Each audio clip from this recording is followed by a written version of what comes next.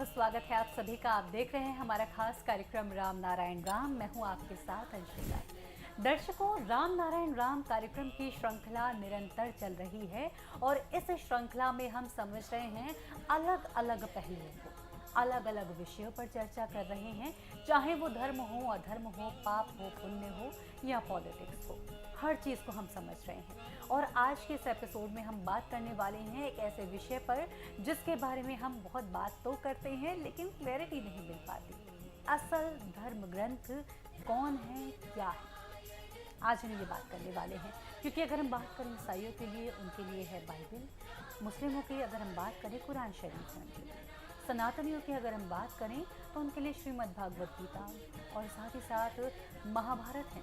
बहुत सारे धर्म ग्रंथों की श्रृंखला बनी हुई है, लेकिन बड़ी कंफ्यूजन रहती है कि कौन सा धर्म ग्रंथ सही है या नहीं है। तो बालक ब्रह्मचारी जी क्या कहते हैं, उनकी दृष्टि में कौन सा धर्म ग्रंथ सही है, ये हम आज के इस कार्यक्रम में चर्चा करने जा रहे हैं। ये आज के इस कार्यक्रम में हम चर्चा करेंगे और हमारे साथ उपस्थित हैं हमारे बहुत खास मेहमान, संतान दल के प्रेसिडेंट शंकर सरकार जी और उनके साथ बहुत खास मेहमान संगीता मुखर्जी जी। राम नारायण राम। तो कार्यक्रम की शुरुआत करते हैं। पहले मैं आप दोनों को बहुत बहुत धन्यवाद दूंगी कि आपने बहुत कीमती समय निकाला। बहुत टाइम के बाद एक बार फिर हम आज मिल रहे हैं और बहुत सारी चर्चाओं को एक बार फिर से आगे लेकर के जाएंगे। तो प्रेसिडेंट, आज आपके कार्यक्रम की जो शुरुआत हम कर रहे हैं, मैं ये समझना चाहूँगी, अब धर्म ग्रंथ की जब बात आती है तो बहुत कन्फ्यूज़न है। जैसा कि मैंने कहा, कोई ईसाइयों के लिए बाइबल है, मुस्लिमों के लिए अलग है, सनातनियों के लिए अलग है। तो असल धर्म ग्रंथ क्या है, बताएं।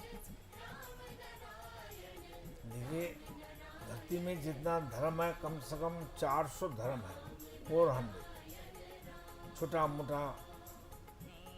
ये सब आदमी का बना हुआ, आदमी का सृष्टि किया हुआ, इंसान का धर्म बनाया, इंसान ने बनाया।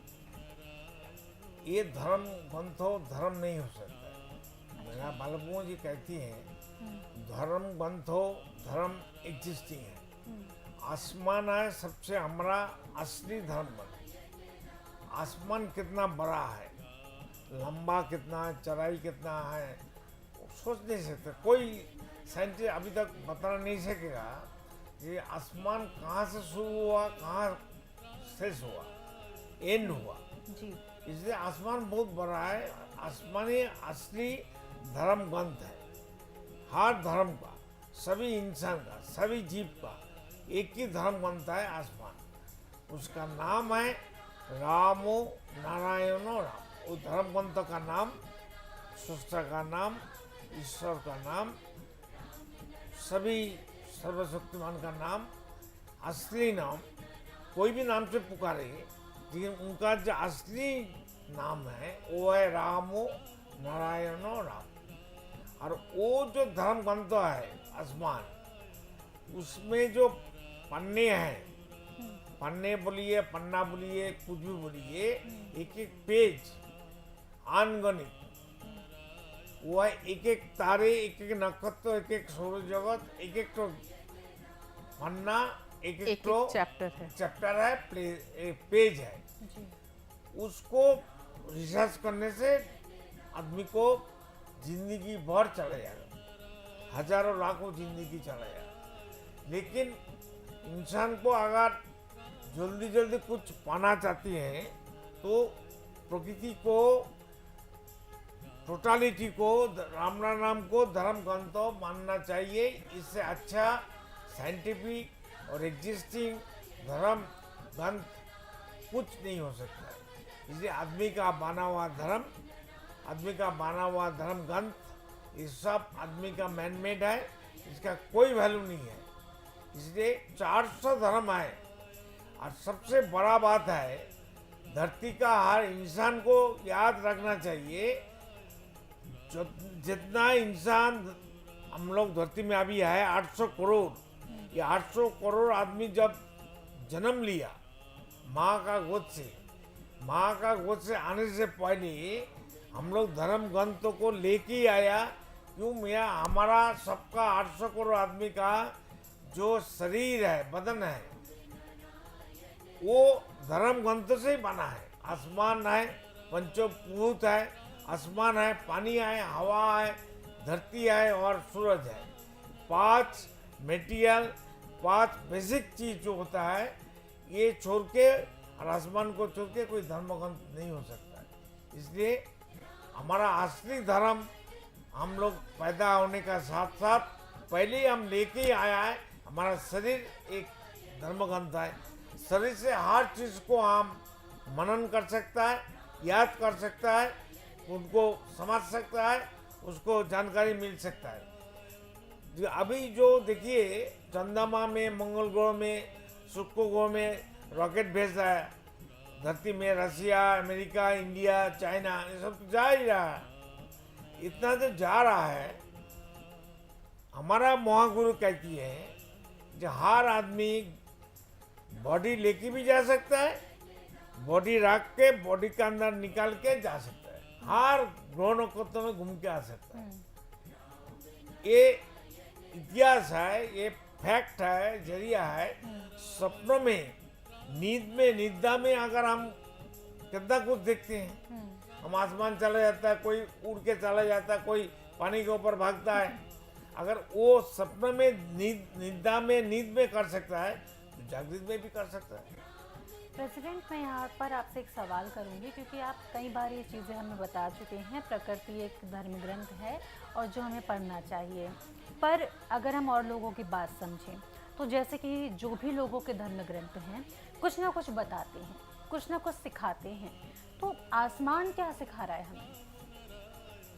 आसमान का रब आग रख के, मन को, दिल को वहाँ डाल के सोचिए ना क्या आ रहा है। वहाँ मन को ले जाइए, दिल को ले जाइए, आग बंद कर लीजिए, आसमान को देख लिया, बस आग बंद कर लीजिए।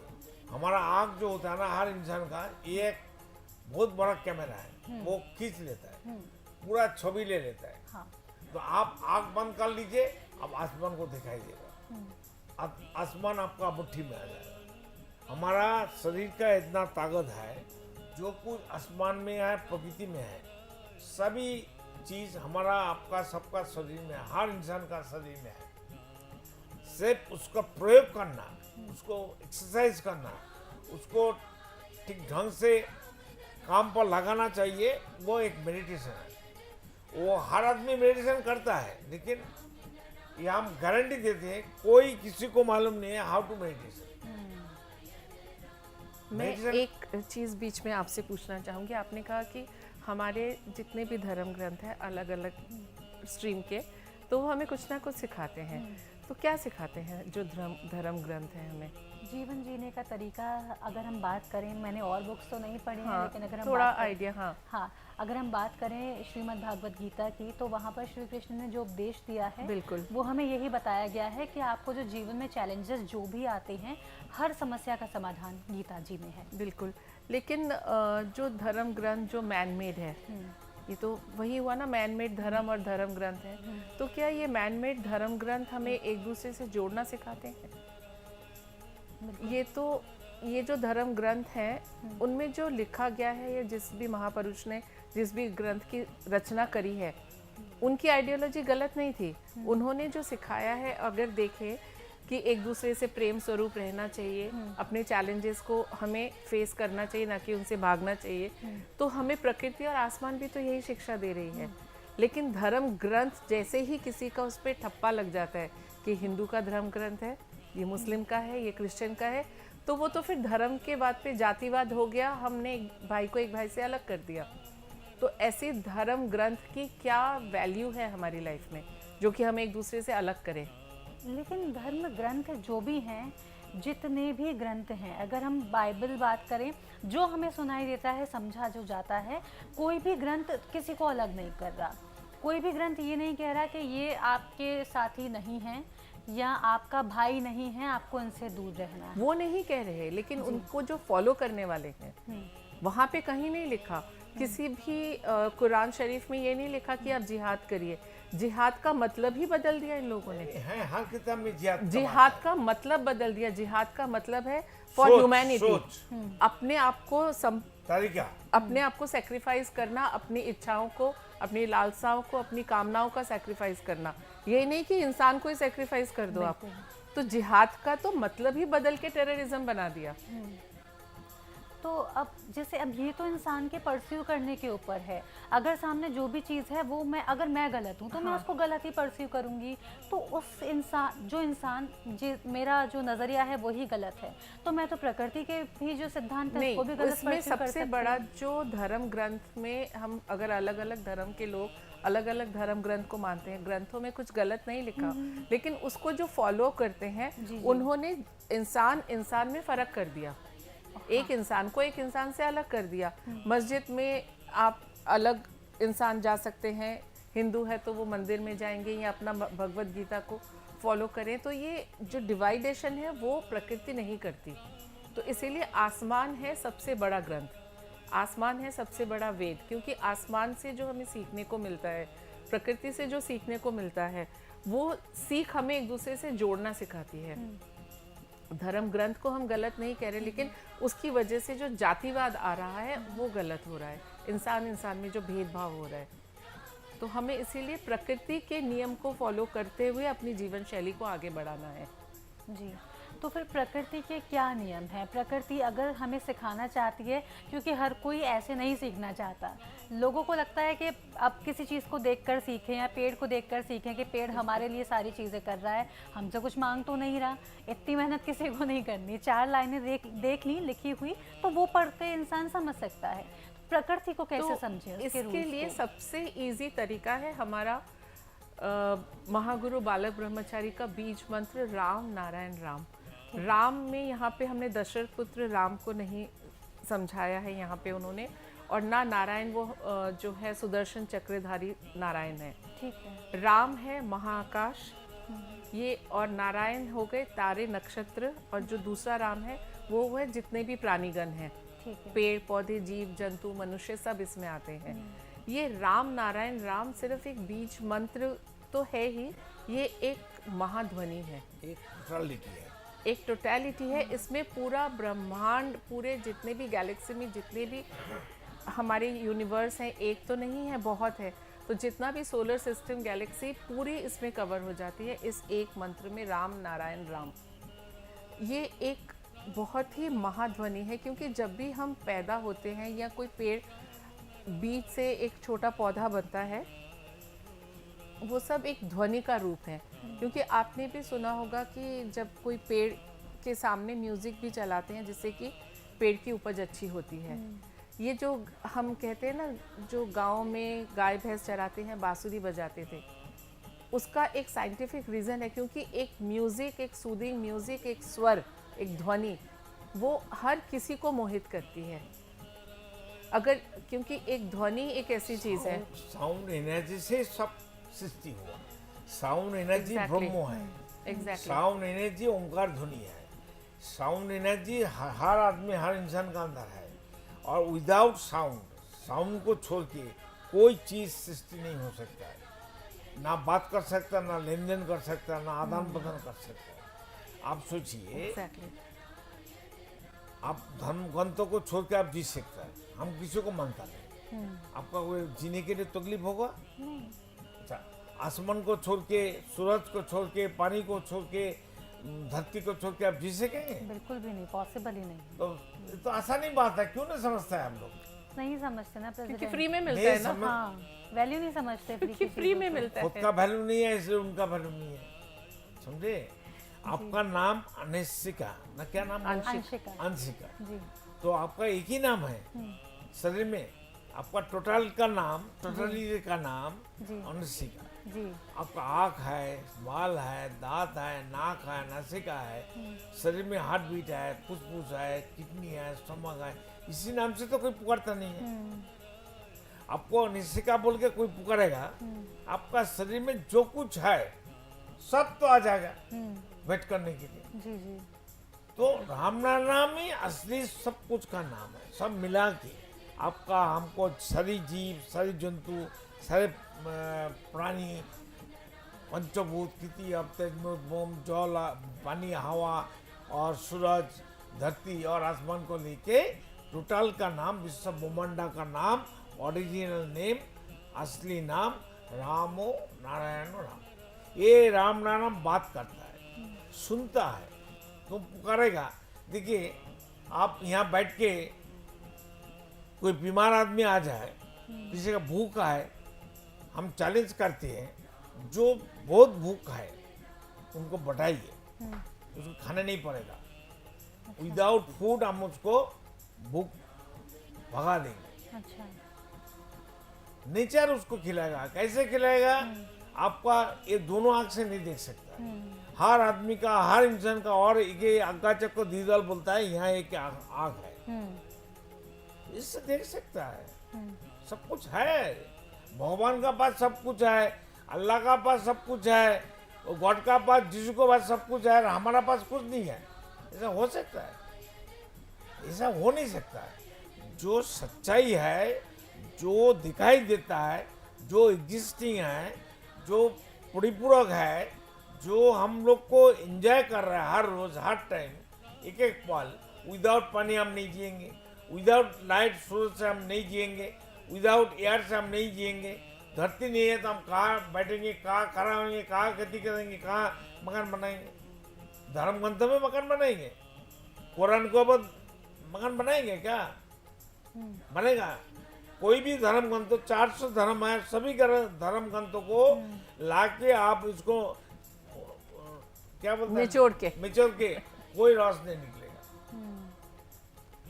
पानी में प्राण है, चैतन्य है, हवा में है, बिल्कुल। सूरज है, ठंडी में हमको बहुत अच्छा लगता है, घर से निकल के हम सूरज जहाँ धूप है हम वहाँ जाके बैठ जाता है। आसमान का तरफ देखो ना, देखने से मजा आ जाता है। कितना तारे है, नक्षत्र है। जब इतना तारे नक्षत्र है एग्जिस्टिंग आसमान में, सब तो हमारा घर भर ही है, मकान है। हर नक्षत्र में हम जा सकते हैं। जाने जो बनाया, बनाने वाला ईश्वर हो, गॉड हो, अल्लाह हो, हम लोग को नहीं तो बनाया ना। आपका घर में अगर कितना, आपका मकान में कितना मकान घर है, आपका घर में कितना मकान है आपका? 4 BHK है। 4 BHK का है, तो हर रूम में आप जा सकते हैं ना। हाँ। कोई रुकता है आपको? नहीं।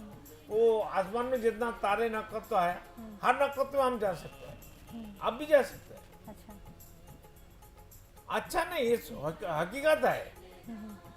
आप जन्म से पहले कहाँ थे?